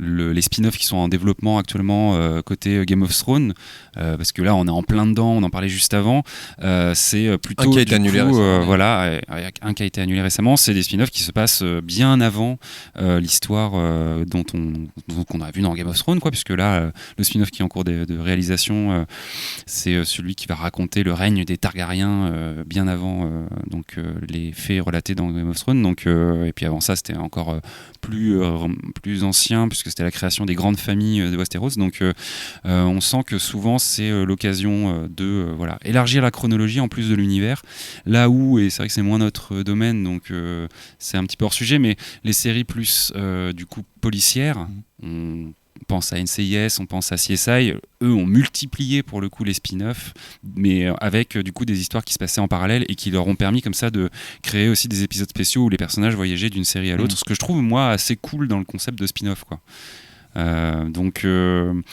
Mais qui pour le coup est a priori un petit peu compliqué à faire côté SF ou fantastique, à part Angel. C'est ça. On avait aussi un spin-off du côté de X-Files. Oui, The Lone Gunman, sur des personnages secondaires de la série, mais qui n'a duré qu'une courte saison. Je crois même pas que la première saison a été diffusée en entier, et c'était aussi dû au fait que... ah non, pas tout à fait. Non, c'était autre chose qui est intéressant avec celle-là, c'est qu'ils ont prédit carrément les attentats du 11 septembre. Quoi ? Le pilote, ça racontait un attentat avec un avion sur le World Trade Center. Mais okay. 1 an avant, 2 ans avant, je sais plus exactement. Il faudrait vérifier ça. Mais c'est ça qui est assez impressionnant. Pilote écrit par Vince Gilligan, créateur de Breaking Bad. Lié. D'accord. Qui t'a beaucoup déçu du coup, hein, c'est ça. Très bien. Je pense qu'on a fait un peu le tour du sujet. Ouais. Voilà, on va terminer avec une dernière chronique. Voilà, ce qu'on appelle nous l'instant spoiler, hein, toujours. Hein, le fameux. Voilà. Donc ne vous inquiétez pas, ce n'est pas. On rappelle, hein, ce n'est que la 2e émission. Ah là là. Voilà, Guillaume Vous êtes se- créatif, je le se sens retrousse derrière les manches. votre poste de radio. Nous n'allons pas vous gâcher, même si c'est ce que veut dire le terme, nous n'allons pas vous gâcher un élément de cette série. Justement, Guillaume va nous spoiler un élément d'une série pour montrer les enjeux qui reposent sur ça peut être un twist. En l'occurrence, c'est pas vraiment un twist dont tu vas nous parler. Oh, ça peut être considéré comme un cliffhanger. Cliffhanger, ouais, plus, bien vu, Guillaume. Bon, bah la série, je pense, il est temps d'annoncer. Alors, annoncer non pas par le mot, mais plutôt par la musique. Si je vous dis... Bah. Vous l'avez ou pas? Qu'est-ce que c'est? Qu'est-ce que c'est que ça? Bah si les gars, écoutez bien. Non, je vois pas. Alors, si vous aussi vous faites des intégrales de cette série, le générique de début, vous en pouvez plus au bout d'une saison On peut entière. encore se le réécouter une dernière fois, je pense. Non, après ça fait un peu trop, mais... Bon, ouais. d'accord. Non, il s'est lancé tout seul. C'est faux, tout n'est que calcul dans cette émission. C'est ça. C'est donc Kaamelott, on va arrêter de tirer sur la corde. Effectivement, Kaamelott, 6 saisons, 6 livres de Kaamelott, bientôt un film. On se le dit maintenant, on va bien en parler à un moment donné de la bande-annonce qui vient de sortir. On finira là-dessus. Exactement. Pour l'heure, on va se concentrer sur, de manière tout à fait personnelle, ma partie préférée de cette série, à savoir les 2 dernières saisons, mais plus précisément la dernière. Je te laisse annoncer tout ça, Guillaume. Effectivement, épisode 3, on va partir dans les contrées de la fantasy, puisque Kaamelott c'est clairement de la fantasy. Oyez, vous qui écoutez et qui n'avez peut-être vu de Kaamelott que quelques épisodes à la dérobée sur W9, ouvrez grand vos esgourdes car nous allons vous spoiler le final de la saison 5 ou du livre 5 de cette série culte. Alors un rappel est-il bien nécessaire? J'ai marqué dans mon conducteur la question. Un rappel est-il bien nécessaire pendant l'interrogation? Parce que c'est effectivement une série dont on a dit tout à l'heure qu'elle avait une communauté tellement grande qu'on se demande s'il faut encore la présenter, mais en même temps, il y a des je gens. pense qu'effectivement, il y a, on va dire, le grand public entre guillemets n'a de Kaamelott que effectivement ce qu'on peut voir sur M6 ou W9. Une image, n'ayons pas peur des mots, une image un peu beauf, pour avoir fait dans mon entourage. Non, mais j'assume, vraiment, peut-être vous-même. Les gens, une image un peu beauf. Et justement, c'est là où j'aime déjà ta chronique, Guillaume, c'est que justement, tu vas montrer que Kaamelott, c'est bien plus que juste Caradoc qui pète. Exactement. Donc Kaamelott, qu'est-ce que c'est? C'est une série créée par Alexandre Astier, le maître d'orchestre de cette série, il est à tous les postes, et qui a été diffusée sur M6 entre 2005 et 2006. C'est une série qui adapte le mythe arthurien, donc Arthur, le chevalier de la table ronde, le Graal, et qui suit donc les aventures parfois rocambolesques, parfois plus émouvantes, des chevaliers de la table ronde dans leur quête du Graal. Donc, on fait une petite avance rapide. Nous sommes donc à la fin de la saison 5, du livre 5, et on va un petit peu vous conter les différents, l'histoire qui nous amène à notre spoiler final. Arthur, donc, à la fin de la saison 5, a mis plutôt au début de la saison 5, a mis fin à la rébellion de Lancelot, commencée en saison 4, et a ramené Guenièvre à Kaamelott. Et pour prouver à tous les dissidents éventuels qu'il est bien le roi légitime, Arthur accepte de replanter Excalibur dans le rocher pour permettre à qui veut de prendre sa place, sachant pertinemment que de toute façon personne d'autre n'y arrivera puisque c'est lui l'élu des dieux. Et donc voilà, politiquement ils se disent que ça fera un bon coup et que de toute façon il redeviendra le roi légitime. Pendant ce laps de temps, Arthur il décide de partir dans une quête autrement plus personnelle puisqu'il part en quête de son éventuelle descendance. C'est le motif qui conduit beaucoup d'épisodes de cette saison 5, Arthur est à un moment de sa vie où on lui demande de désigner un héritier à son royaume. Puisqu'il n'en a pas, c'est un aspect important. Et parce qu'il n'en a pas. Et effectivement, il va partir en quête des différentes conquêtes justement qu'il a eues tout au long de sa vie pour savoir si l'une d'entre elles aurait potentiellement donné un enfant, un héritier au royaume de l'ogre. Donc on suit comme ça plusieurs épisodes sous forme un petit peu d'un road trip et puis malheureusement après plusieurs déconvenues au fur et à mesure de ces rencontres, c'est quand même un road trip qui est assez triste, assez dépressif. Donc après plusieurs déconvenues et manipulé par Méléagant qui est un intrigant et sombre personnage conseiller de Lancelot dans la saison 4, Arthur se persuade d'être infécond, donc d'être stérile, de ne pas pouvoir avoir d'enfant. De retour à Kaamelott, dévasté par cette nouvelle, lassé d'une quête du Graal au point mort et de chevaliers tous plus incapables les uns que les autres, Arthur s'isole et se tranche les veines dans son bain. Et c'est la fin de l'épisode. Et c'est la fin de la saison 5. Donc j'ai envie de dire déjà à Coup dur, tous coup ceux dur, hein. qui pensaient que Kaamelott c'était une série poète, voilà, cet épisode il montre bien qu'il y a autre chose que ça. Et c'est le deuxième suicide. L'autre, on va pas le spoiler, mais c'est le deuxième suicide de ces 2 dernières saisons dans Effectivement. Kaamelott. Et le premier, moi aussi, m'a beaucoup touché. Et déjà, bah si. Mais on le voit après dans l'autre. Oui, mais c'est dans les Oui, 2 dernières d'accord. saisons, c'est ce que je voulais dire, pardon. Donc déjà, ça se pose là, comme on dit dans Kaamelott également. C'est ça. Alors pourquoi cet épisode et pourquoi ce moment que donc je viens de vous spoiler est important à mon sens, et puis on en débattra ensemble. C'est déjà que c'est la dernière pierre à l'appropriation par Astier du mythe arthurien, puisque ce suicide il est tout à fait nouveau comparé à la matière d'origine, hein, dans les divers écrits qui relatent ce mythe. Arthur ne finit jamais par en a attenté à ses jours. Donc on voit là que Astier déjà avec Kaamelott s'empare de quelque chose pour faire autre chose, s'empare du mythe arthurien pour en faire sa propre matière, mais là il va au bout de son propos et au bout des thèmes qui lui sont chers. C'est aussi du coup la manière la plus brute pour la série d'exposer son aspect plus dramatique, hein. Il existe, c'est un visage que la série montrait déjà bien sûr auparavant, dans plein de moments, dans plein de répliques, dans plein de relations entre les personnages, mais jamais à ces extrémités-là de violence symbolique. Donc là, on arrive quand même à quelque chose qui est en effet tout sauf subtil et émotionnellement très fort.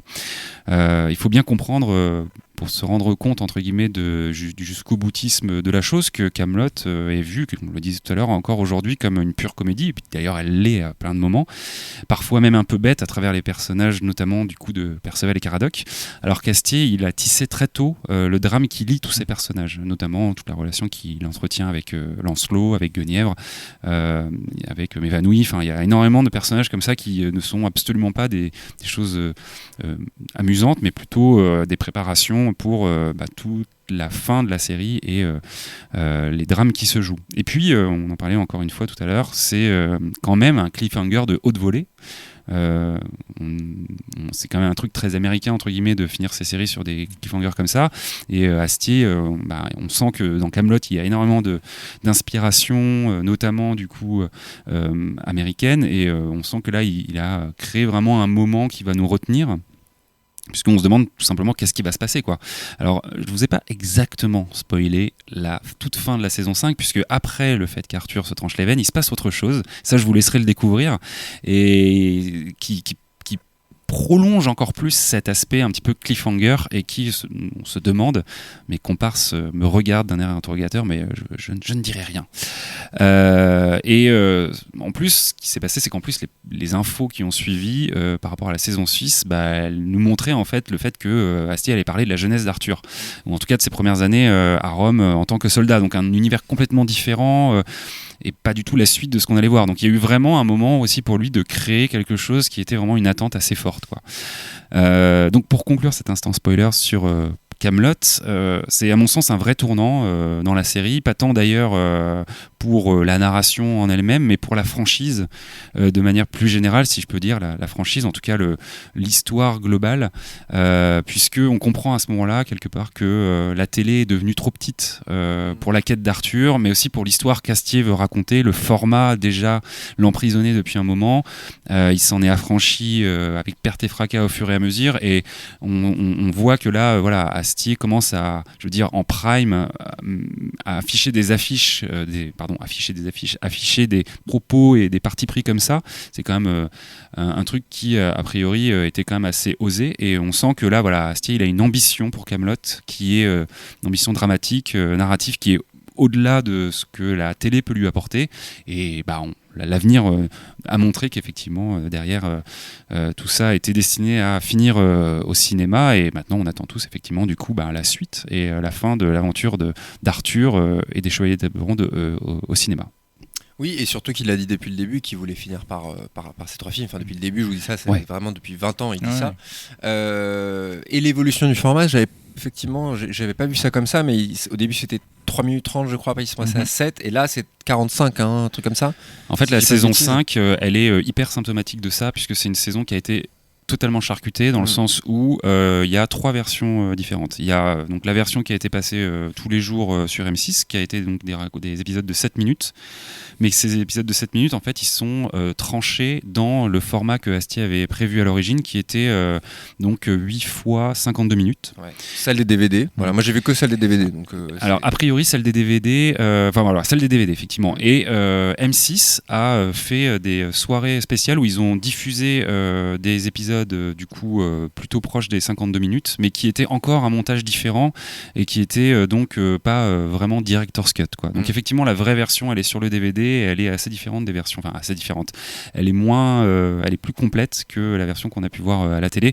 Mais du coup, là, on est vraiment à un moment pivot dans le fait que Astier, il commence à vouloir clairement pousser les murs et que sa narration, elle est plus du tout adaptée à la shortcom, quoi, en fait. Et notamment, dans sa réalisation, ça se ressent aussi énormément. Il y a beaucoup plus de plans séquences, beaucoup plus de musique. Hein, on en a mis en fond. Exactement. C'est beaucoup plus ouvert. Là où c'est pas que je suis pas d'accord avec toi, mais c'est que je trouve que c'est un crédit qu'on donne beaucoup à Astier, alors que c'est moins fort que pour moi, j'ai l'impression, c'est la réappropriation du mythe arthurien.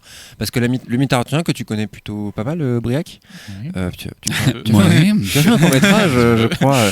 Voilà, on fait une promo, voilà, gratos, Anamnèse, hein, sur YouTube, si vous voulez voir le film qu'a fait Briac. Ou justement, non mais c'est intéressant parce que tu t'es toi-même réapproprié le mythe arthurien, mine de rien. Oui. Voilà, sur Perceval, pas du tout sur Perceval le Gaulois, j'allais dire.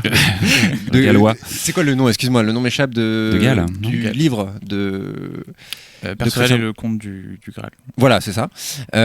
Et en vrai, les gens, le commun des mortels, ne connaissent pas très bien Arthur. Ils connaissent Excalibur, ils savent qu'il est amoureux de Guenièvre, que Lancelot lui pique sa copine. Alors, on Est-ce est que quand les même gens vont en dans- Bretagne, mec. Ouais, mais est-ce que les gens vont vraiment dans le détail? Est-ce que les gens Non. connaissent si bien, si profondément? Je pense qu'il y a des gens qui pensent que Kaamelott, c'est plutôt réaliste. Bon, les noms sont plutôt les bons, je crois, hein, si je dis pas de Oui. bêtises. Tu m'arrêtes si je me trompe. Mm. Mais voilà, je trouve que c'est un crédit parce que bon, ça c'est le syndrome Astier. On met beaucoup de qualité sur le dos d'Acier. Celle-là, moi, je trouve ça intéressant d'un point de vue de créateur. Enfin, en tant que créateur, c'est intéressant qu'il ait fait ça. Après, voilà, c'est pas un bouleversement, tu vois, du mythe arthurien, je trouve. C'est que c'est un bouleversement. Déjà, je trouve quand même une tentative de suicide du roi Arthur, c'est quand même quelque chose d'assez important, hein, au niveau symbolique. Ça, c'est nouveau. On n'a pas vu ça ailleurs et Oui. c'est très fort. Après, on voit que, comme je disais, il a vraiment Mais c'était indispensable pour moi, tu vois. C'était sûr qu'il allait, alors peut-être pas par le suicide, mais c'était sûr qu'il allait le réinventer. Mais c'est en ça, du coup, qu'il fait justement du mythe arthurien un truc vachement plus personnel, quoi. Et qui se le réapproprie. Oui, non, je mais trouve. je me suis mal fait comprendre, mais en gros, je veux dire, c'est pas. Je trouve ça très important pour Kaamelott, mais de dire qu'en gros, il avait les bollocks de faire ça, bon. C'est fort dans la série et c'est un twist, ça a été un twist pour tout le monde, je pense, mais voilà, faut peut-être pas.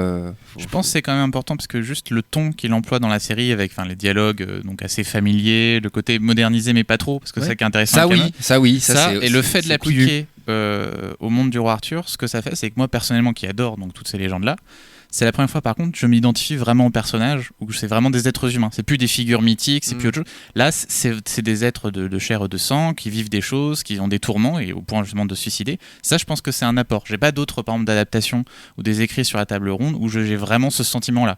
Là, je pense que par exemple tu as le mélange de son style et de son approche à l'œuvre crée quelque chose de nouveau en tout cas pour la matière de Bretagne. Parce que en plus Arthur meurt enfin en tout cas il est venu comment ça s'appelle il est excuse-moi, une fée vient le chercher. Il y a plusieurs versions où il va. Comment elle il est en- s'appelle? Le nom m'échappe. Ça dépend. Il y a Morgane qui vient. La fée Morgane, voilà, la fée Morgane vient le chercher et l'amène sur une île. sur Avalon. Ouais. Sur Avalon, tu C'est vois. ça. Donc voilà. Mais en même temps, on l'a sous-entendu, mais est-ce que c'est pas exactement un suicide cette fin de saison, puisque les films arrivent et puisqu'il y a quand même une saison qui est encore derrière. Ça l'empêche pas de mourir plus tard. Exactement. Voilà. Est-ce que la fin, et là c'est pas un spoil puisque personne ne sait, est-ce que tout ça ne va pas finir par oui, une on sait fin un peu pathos? Voilà. Est-ce que c'est pas juste un petit détour qu'il s'est autorisé pour revenir vers quelque chose de plus voilà, puisque en plus donc la bande-annonce est sortie récemment, on voit que voilà les affaires reprennent. Donc voilà, t'allais ajouter quelque chose, Briac? Non. Non, voilà. Puisqu'on peut digresser un petit peu hein, sur cette bande-annonce. Briac, justement, alors, la question évidente, la première, Sting, hein, Sting, déjà. dans Kaamelott. Pourquoi Qu'est-ce qui s'est passé J'ai vu une Voilà. interview de Lionel Astier qui joue Léo Dagan, qui en a parlé. Il fait oh très sympa, ça s'est bien passé, machin. C'est pas là où il dit qu'il apprenait son texte en phonétique ou je sais plus quoi parce qu'il parle pas bien français. Sting, ouais. Interview catastrophique. Hein. D'ailleurs, on va pas désavouer des confrères, confrères si on peut dire, mais Lionel Astier qui est oui Sting, Sting. Alors vraiment, j'espère, je pense qu'il le fera des espèces de making of dans le futur DVD des films, mais ouais, ce sera intéressant. Bon, du coup, cette bonne annonce, Briac. Et bah très très très prometteuse, hein, vraiment. Après, moi, je sais que j'étais plutôt en confiance, hein, justement de par les 2 derniers livres de Kaamelott, on voyait vraiment qu'il était capable de faire ce passage. Déjà un format plus long et un format plus tragique. Et en même temps, Trilogie, ouais. on se doutait que vu que on arrive à un moment très sombre à la fin de Kaamelott, qu'il va falloir remonter la pente, donc ça allait être quelque chose peut-être de plus énergique, plus épique, et qu'on allait avoir vraiment une autre ambiance, en même temps que ça allait ouvrir des horizons avec de nouveaux décors, de nouveaux personnages, et puis tout simplement des nouveaux moyens, parce qu'on voit tout de suite qu'il y a un travail sur les décors, sur les costumes. Alors, en plus, bon, on va pas non plus. Kaamelott, une des particularités de la série, c'est qu'elle avait toujours de la gueule, hein, pour une série française, et lui, il a toujours insisté. Surtout les 2 dernières saisons. Je crois que j'avais vu quelque chose où Astier expliquait que lui, ce qu'il voulait, c'est que si tu tombais sur la série comme ça, tu pouvais pas savoir que c'était comique. Genre, le look de la série est sérieux. Et ça, c'est vrai que c'est quelque chose de très important. Donc, il y a toujours eu un grand soin dans la direction artistique, mais là, c'est encore plus éclatant et c'est vraiment très impressionnant. Puis, en tout cas, en France, c'est quelque chose qu'on voit rarement, hein, du divertissement à grand spectacle, d'aventure qui est fait avec quelqu'un qui respecte vraiment son sujet et qui est pas, donc c'est pas du tout roublard ou ça prend pas le public de haut, c'est quelque chose de vraiment honnête. Donc ça personnellement, ça me donne vraiment envie de voir ce que ça va donner. Moi, contrairement à toi, moi j'étais pas du tout confiant parce que ça fait 10 piges quoi que c'est terminé cette histoire, et enfin terminé, que c'est en pause du coup, et vraiment ça a été, c'est ce que je t'ai dit tout de suite, c'est un soulagement quoi. C'est vraiment, effectivement, il change de médium, qui n'est plus celui de l'émission, mais on se permet un petit peu de digresser, voilà. Déjà, qu'est-ce que vous allez faire, voilà. Et vraiment c'est ça, c'est-à-dire que tu vois qu'il y a du budget, et on voit qu'il s'autorise beaucoup de choses tout en réutilisant ses codes, etc. La petite phrase, la petite blague de Perceval à la fin, c'est, il rassure les fans un peu, tu vois, genre vous avez attendu 10 piges, mais voilà ce que je vais vous proposer, et ça c'est rien de ce que j'ai prévu pour vous. Et la mise en scène, moi c'est les plans. Il y a un plan avec Damseli, avec Elias exactement, qui sont en fond dans le vent. Vraiment, c'est rare qu'un film français hype autant comme ça, et c'est hyper couillu quoi, hyper vraiment. Ça pour le coup, voilà. Alors j'aimerais savoir le budget de ça, parce que un film français c'est quoi, c'est 10 millions en règle générale, un truc comme ça, 10 millions d'euros. Souvent c'est le salaire des acteurs en plus, hein, c'est pas forcément. Ouais, là, je donc je serais très très curieux. Bon là les acteurs, je pense qu'ils sont joués le jeu aussi, je pense. Hein, j'en sais rien, mais je serais très très curieux de savoir, pas par voyeurisme, mais pour savoir si finalement le film est très qualitatif dans sa mise en scène, etc. Combien est-ce que ça demande du coup.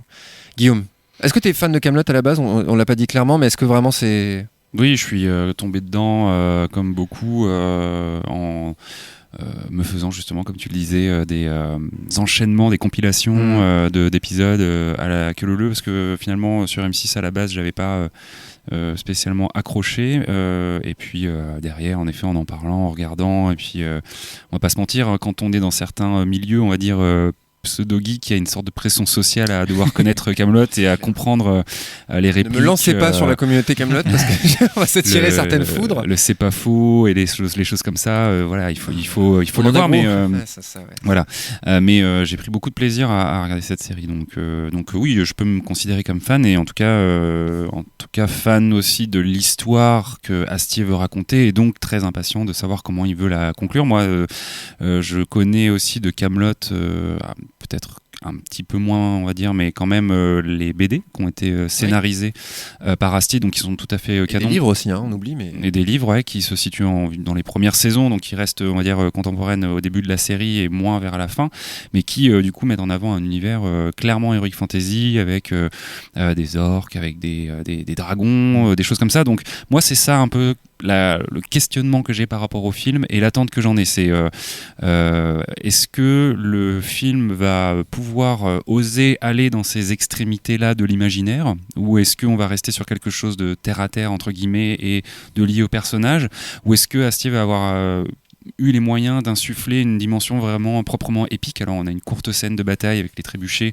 et a priori les Burgondes qui montrent qu'a priori il va y avoir de l'ampleur dans certaines scènes d'action, mais moi j'aimerais bien aussi voir en effet un Arthur qui combat, qu'on aille au bout de ce truc là aussi de c'est marrant et en même temps c'est spectaculaire et c'est de l'heroic fantasy et il y a des belles images quoi. Donc ça c'est une première attente que j'ai, que la bande-annonce et fort heureusement ne montre pas du tout. Et le deuxième aspect là plutôt méta entre guillemets, moi qui m'a frappé par rapport à ça, c'est la maîtrise qu'Astier a de sa communication. Il a fait les plateaux de télé quand il a fait la promotion du dernier film d'animation Astérix. Il a rien lâché du tout sur le fait que Kaamelott était ou pas en développement, ou en tout cas où est-ce qu'il en était. Et le mec débarque du jour au lendemain avec un teaser qui ne montre rien hormis, on va dire, les choses importantes, c'est-à-dire les personnages qui font le lien avec la série, et en plus qui avance la date Exactement, ce que j'allais dire. de diffusion du film de 2 mois quoi. Donc il avait dit voilà, Astier depuis le début il dit les films ne se feront pas si je n'ai pas les pleins pouvoirs. A priori il les a, et là-dessus je pense que le film en tout cas, si c'est raté, ce sera à cause de lui aussi. Enfin, je veux dire, en tout cas, ça sera son film, quoi. Et ça, c'est cool. Il avait aussi, je crois, mis juste la première photo le premier jour de tournage. J'ai mis une photo du désert qu'on voit un peu dans la bande-annonce, et annoncé que ça se lançait. Et après, par contre, on savait absolument pas que la bande-annonce allait tomber. Ouais, complètement. C'est pas comme à l'américaine où tu as la pré-bande-annonce, puis dans une semaine, voici la bande-annonce, et ensuite on sait quasiment rien du cast, hormis quelques noms. Mais voilà, même Guillaume Gallienne, c'est un peu une surprise de le voir dans le teaser. Enfin, non, j'aime bien. Comme je vais pas paraphraser ce que disait Briac, mais là, on sent qu'il y a une grosse plus-value par rapport à la série, dans l'image, dans les costumes. Mais une cohérence. Ouais. Et voilà, ça, une cohérence. Je pense pas que ça choquera pour quelqu'un qui découvre, par exemple, la série puis enchaîne sur les films. Ça s'ouvrira, mais je crois qu'on voit que ça reste le même univers. De toute façon, le changer de médium fait qu'il va devoir toucher d'autres gens. C'est-à-dire que maintenant, il peut plus compter que. Il fera le million, par exemple, il fera 1 million d'entrées. Ça, c'est. Je fais des petits gestes avec les doigts. Ah non, j'ai vu que tu faisais genre Inch'Allah. Oui, c'est ça. Il fera son 1 million d'entrées, mais lui, enfin, c'est un film qui a coûté cher, donc il va devoir faire beaucoup d'entrées. Ouais. Je touche du bois pour que ça cartonne. Il l'a dit d'ailleurs à un moment donné sur les réseaux sociaux quand un de ses fans lui a dit mais pourquoi tu fais pas de financement participatif? Il lui a dit écoute petit, garde ton argent et viens voir le film au cinéma, c'est là où j'aurai besoin de toi. Quoi. Voilà, c'est ça. J'aurai besoin de vous une fois en salle et bon, sa communauté sera là, mais par exemple, alors ça me fait penser, pour le coup, on digresse complètement, mais le film du Palmacho, qui était couillu aussi, qui parle de guerre, etc., qui est vraiment un film presque une reconstitution quelque part, mais très full comédie. Et ça a bien marché, mais pas cartonné. Ça a dû faire 1,5 million, un truc comme ça, donc succès pas mal. Et Kaamelott, pour le coup, ne peut pas se permettre, je pense, pour un budget a priori conséquent, de faire moins de 2 millions, je pense, un truc comme ça. Ouais, et puis de toute façon, Astier a toujours dit que ça serait une trilogie. Donc il faut que ce film fonctionne pour que l'histoire soit racontée. Et ce serait là, par contre, tellement dommage. Mais je pense qu'ils feront les 3. Mais c'est la question qu'on s'était. Parce qu'avec Charles, on en avait parlé déjà une fois, mais est-ce que le film va être fait pour que de nouveaux spectateurs puissent venir le voir, des gens qui n'ont pas vu la série? Un petit peu comme François Descraques a annoncé que son Visiteur du futur au cinéma serait une nouvelle porte d'entrée dans l'univers et une suite aussi à la série. Mais... D'une certaine manière, moi j'espère que non, parce que tu as envie que ça continue juste ton histoire et pas qu'on te rappelle en permanence. Après, le fait que ce soit effectivement le roi Arthur fait que d'une certaine manière tu peux rentrer dedans, même en n'ayant pas vu la série, et choper quelques petites choses, mais ça peut être un risque, effectivement, un frein en tout cas pour les gens qui ne connaissent pas la série, ils vont pas aller voir le film. Ma main à couper qu'il y aura une sorte de texte déroulant à la Star Wars. Ce serait oui, un grimoire déroulant. Je sais pas comment il fera. Et je pense aussi à autre chose que j'ai hâte de voir dans le film, puisqu'a priori ça en fera partie et que c'est une grosse frustration chez moi. C'est, je sais pas si vous en avez forcément entendu parler si vous êtes un tant soit peu fan de Kaamelott, c'est Kaamelott Résistance, qui était ce projet un peu transmédia que Astier a porté à un moment donné, qui était censé être du coup quelque chose entre la fin de la série et le début des films, et qui devait raconter justement la résistance du peuple du royaume de l'ogre face à Lancelot, et qui du coup a eu plusieurs visions, on va dire, enfin plusieurs projets. À un moment donné ça a été un recueil de nouvelles, à un moment donné il a été question que Astier revienne sur M6 pour en faire une mini-série, voire des épisodes spéciaux, et maintenant on se dit que du coup ce matériau-là dont on peut voir beaucoup d'extraits d'éléments visuels à travers des traces d'une exposition qu'il y a eu au Comics Comic-Con de Paris seraient du coup les premières minutes du film 1, quoi, un petit peu la résistance en mode résistance française pendant la Seconde Guerre mondiale, de notamment Caradoc, notamment effectivement tous les chevaliers, Bohort, etc., quoi. Donc moi j'ai envie de voir ça parce qu'il y a eu une promesse à un moment donné, je trouvais que c'était assez cool ce qui se disait de ça, et puis en fait a priori ça n'a pas pu se faire, et donc j'ai hâte de voir aussi le film pour cette raison-là. Ça, je pense qu'il n'y a plus de doute sur notre envie de voir ce film. Donc, réponse le 29 juillet 2020. Je pense qu'on en reparlera à ce moment-là. Hein. Je pense qu'on fera au moins un petit débrief, notamment dans le comparatif, comme on vient de vous le faire avec la série qui reste quand même notre domaine dans cette émission. Merci, les gars, pour ces petites chroniques, pour toutes ces infos. J'espère que ça vous a plu. Merci à toutes et à tous de nous avoir suivis dans cette nouvelle émission Spoilers. Voilà, on espère que cette émission vous aura plu. Voilà, n'hésitez pas à nous suivre sur les réseaux sociaux. On est surtout présent sur Facebook et Twitter, ainsi que sur le site de Canal B. Du coup, si vous souhaitez, voilà, par exemple, soyons fous, partager cette émission et l'envoyer à tous vos petits copains et copines. Voilà, n'hésitez pas à nous faire également vos retours, ou simplement, voilà, si vous voulez nous réécouter en podcast, ça se passera sur les réseaux et sur le site de Canal B. D'ailleurs, on est désormais sur les réseaux de diffusion traditionnels, donc Deezer, Spotify, votre application préférée. Moi, j'ai Podcast Addict, et ça fonctionne, je vous le dis, donc n'hésitez pas. On se retrouve le mois prochain pour une nouvelle émission. Merci les gars, à très vite. Merci. Salut.